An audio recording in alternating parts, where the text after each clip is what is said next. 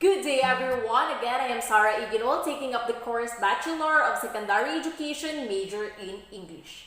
And today I will be discussing to you my report entitled The Models of Communication.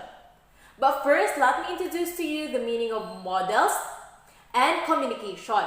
According to Floyd 2014, communication is a process, and the formal description of this process is called the model. The main models of communication can split into three categories, and these categories are the linear model, explain one-directional communication processes, and second is the interactive models, are best for explaining impersonal two-way communication processes, and last is the transactional model, explain direct personal communication processes where two-way feedback is immediate. According to my research under these categories, there are 8 models of communication.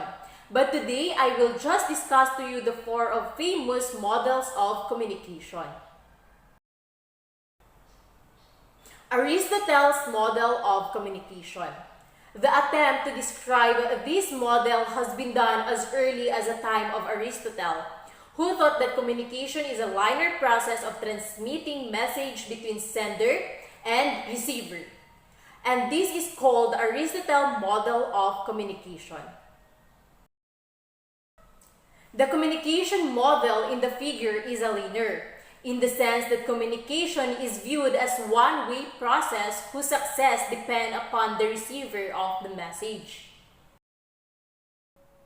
In the communication situation, the linear model can occur in the situation where the receiver of the message cannot or has no chance to send back a response or feedback to the message. Scrum's model of communication.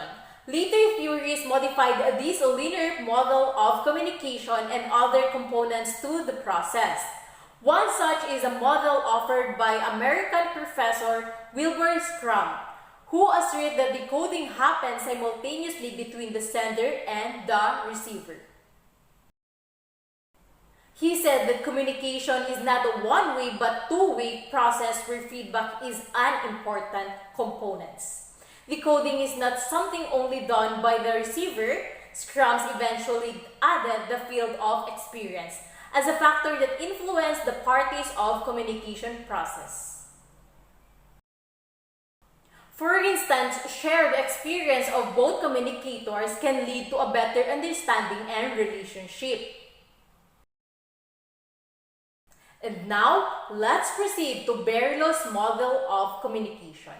David Berlos in 1960 forwarded the most centered model of communication, the SMCR, or also known as source, message, channel, and receiver model. Berlos' SMCR is basically a linear in its understanding of communicative process. Berlos' model, as illustrated in the image shown, recognizes several important factors in making the communicative process a success. Both the source and the receiver are influenced by factors such as communication skills, knowledge, social system, and culture. The channel in Berlos' model focuses on the 5 senses, namely seeing, hearing, tasting, touching, and smelling. A message sent in a language unfamiliar to the audience will most likely to get dropped in discussion. Message treatment, on the other hand, has something to do with the way one delivers a message.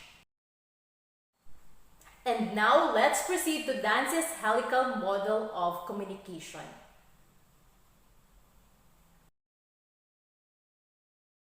This model builds on a circular models by explaining how we improve our messages over time by using feedback. When we communicate with others, their feedback will influence our next statement.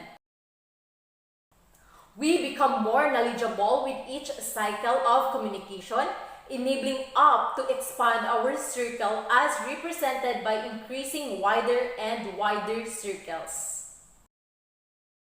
The movement up the spiral indicates that each communication practice is new and different from the previous, as communication does not ever perfectly repeat itself.